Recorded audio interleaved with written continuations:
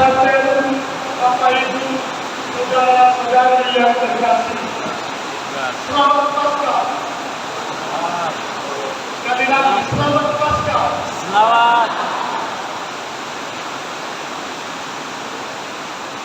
Seperti dalam komentar dikatakan bahwa hari ini adalah induk dari segala induk hari raya. Hari Paskah merupakan hari yang agung, hari yang amat mulia, hari kemenangan, hari kebangkitan Tuhan kita Yesus Kristus. Hari ini Tuhan kita Yesus Kristus bangkit dari kematian dan juga merupakan hari kemenangan bagi kita semua yang percaya kepada Kristus. Kita menang dari dosa, kita menang dari maut, dan juga kita menang dari kuasa kematian. Kebangkitan Kristus merupakan kemenangannya yang jaya atas kematian, atas kegelapan maut, dan juga atas dosa-dosa kita. Pater, Bapak Ibu, umat Allah yang terkasih dalam Kristus. Dalam bacaan-bacaan suci, terutama dalam bacaan Injil, nampak jelas dua kenyataan yang saling berlawan. Kenyataan yang pertama yaitu kasih, cinta, atau gelombang. Karena kasihnya, Maria Magdalena dan juga Maria yang lain pagi-pagi buta bangun pergi ke kubur Yesus. Terdorong oleh kasih, mereka berlari-lari untuk melihat dan mencari Yesus.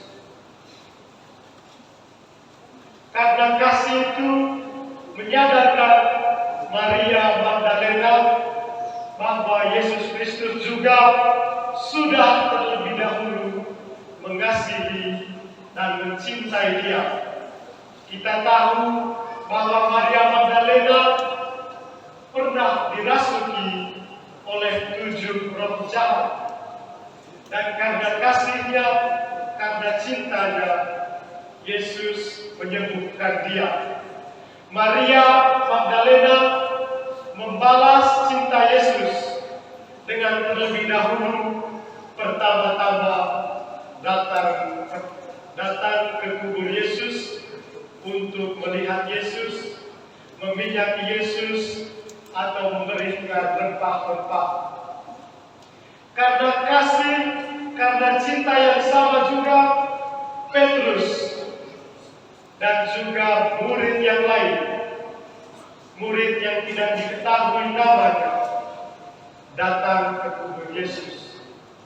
Karena Petrus sudah tua, larinya pelan sekali, dan yang lebih dahulu masuk ke dalam kubur adalah murid yang dikasih, yang tidak diketahui namanya. Dan banyak penafsir kitab suci mengatakan bahwa murid yang lain itu, murid yang tidak diketahui namanya itu adalah kita semua yang percaya pada kebangkitan Kristus. Itu kenyataan yang pertama, di mana kasih, cinta yang dimiliki oleh Maria Magdalena dan juga Santo Petrus serta rasul-rasul yang lain mendorong mereka untuk datang dan mencari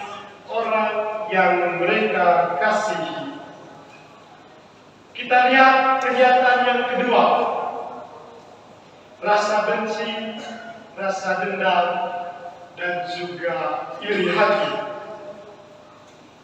Orang-orang yang membenci Yesus, orang-orang yang tidak percaya kepada Yesus, orang-orang yang tidak mengenal Yesus, yang mengikuti keputusan-keputusan Mahkamah Agama, yang mengikuti keputusan Pontius Pilatus, tua-tua Yahudi, orang-orang Farisi, masih memiliki dendam, iri hati, dan juga cemburu. Mereka tidak percaya akan kebangkitan Yesus Kristus, sebab kalau Yesus Kristus sudah bangkit, berarti segala usaha-usaha mereka untuk melenyapkan Yesus dari dunia ini nampaknya sia-sia.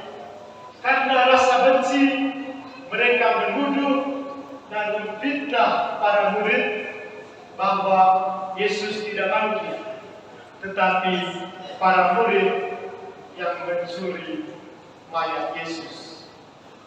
Bisa kita bayangkan kedengkian hati manusia pada waktu itu, terutama orang-orang Yahudi yang masih belum percaya kepada Kristus.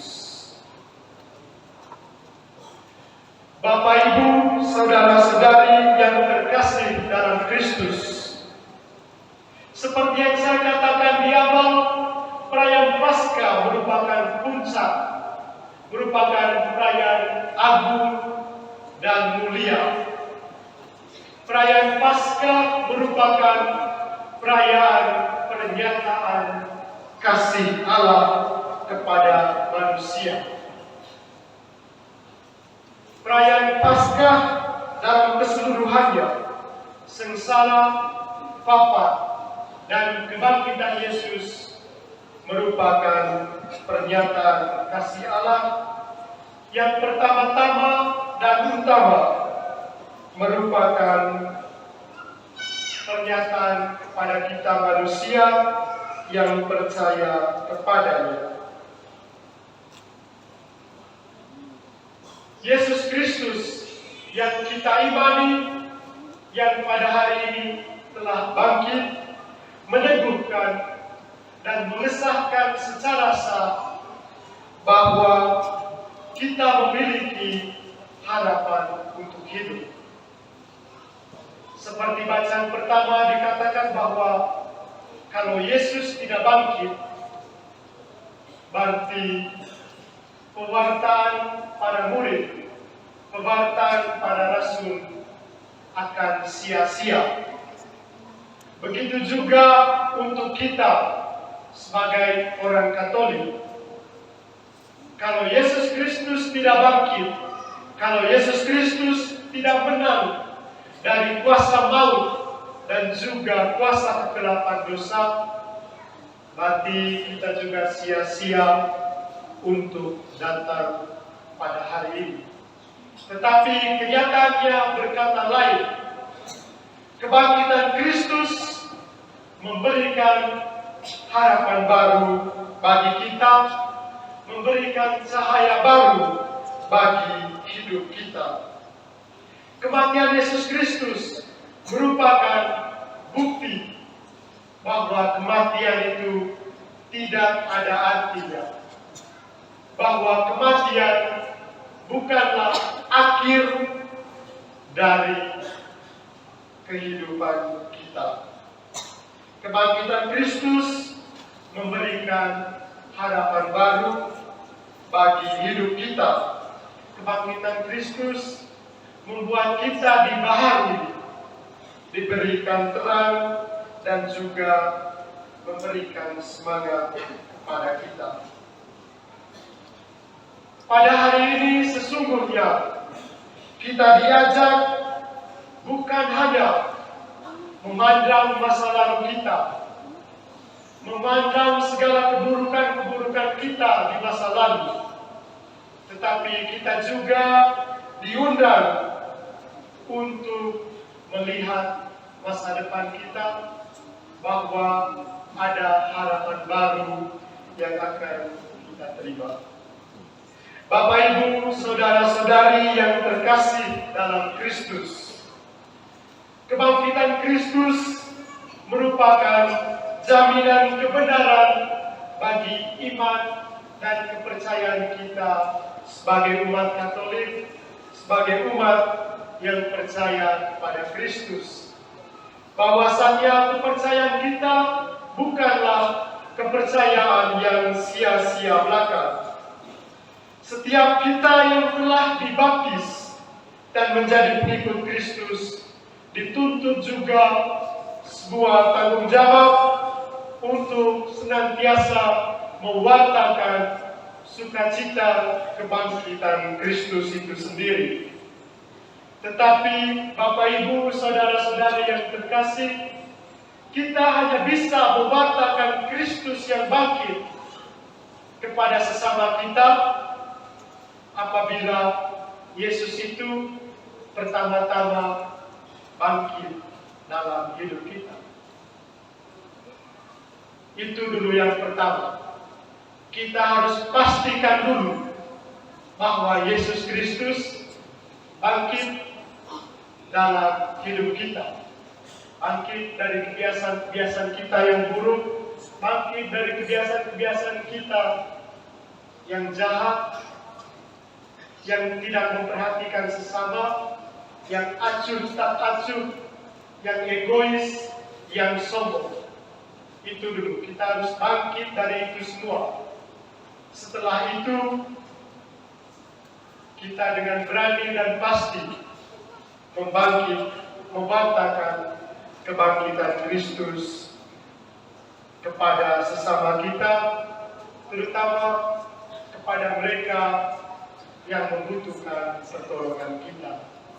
Pater, Bapak, Ibu, umat Allah yang terkasih dalam Kristus, marilah kita bergembira bahwa kita memiliki iman dan kita bersyukur kepada Tuhan karena kita dikasihi oleh Allah kita melalui kebangkitan Putranya Yesus Kristus.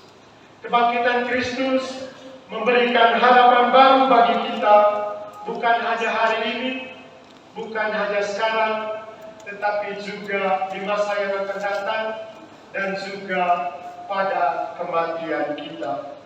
Semoga Tuhan memberkati. Amin.